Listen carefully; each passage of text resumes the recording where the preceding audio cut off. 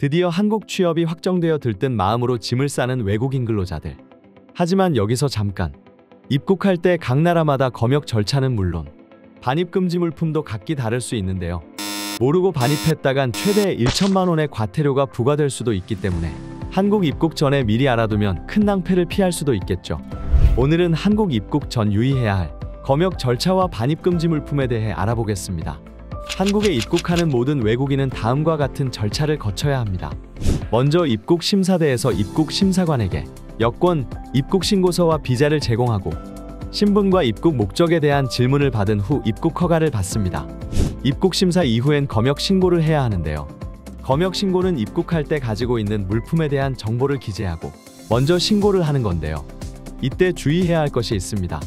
한국은 감염병의 유입을 방지하기 위해 감염병을 유발할 수 있는 동물과 식물, 농산물과 축산물의 반입을 엄격하게 금지하고 있습니다.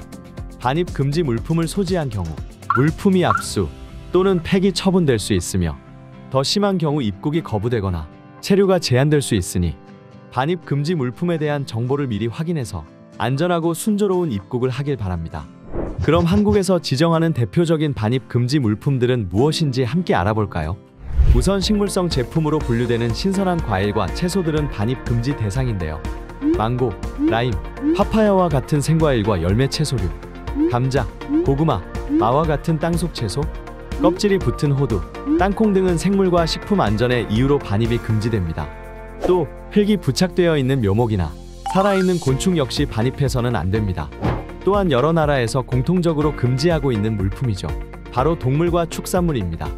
애완조류나 애완동물을 비롯한 동물은 일체 반입 금지 대상이며 애완동물의 사료 역시 반입이 안 됩니다. 축산물에는 소고기, 닭고기, 돼지고기와 같은 육류는 물론 햄, 소시지, 육포와 통조림과 같은 육가공품 또한 질병 전파의 우려가 있어 반입이 금지되고 있습니다.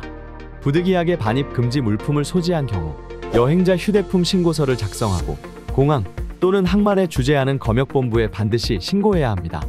신고 없이 반입 금지 물품을 소지한 경우 최고 1,000만 원의 과태료가 부과됩니다. 반려동물이나 육아공품, 향신료와 같은 일부 농산물은 검역을 통해 한국에 반입할 수도 있습니다. 이때 위생 조건을 충족할 수출국 검역 증명서가 필요하며 반드시 검역을 통과해야만 한국에 반입할 수 있습니다. 휴대하고 있는 물품에 대한 세관 검사를 모두 마치고 나면 한국에 입국할 수 있습니다. 위의 절차를 잘 숙지하고 필요한 서류와 물품만 잘 준비하면 순조로운 한국 입국은 가능하겠죠? 여행객이든 한국에서 정착하려는 외국인 근로자든 여러분이 한국에서 만들 행복한 추억을 기대하며 희망찬 앞날을 기원합니다.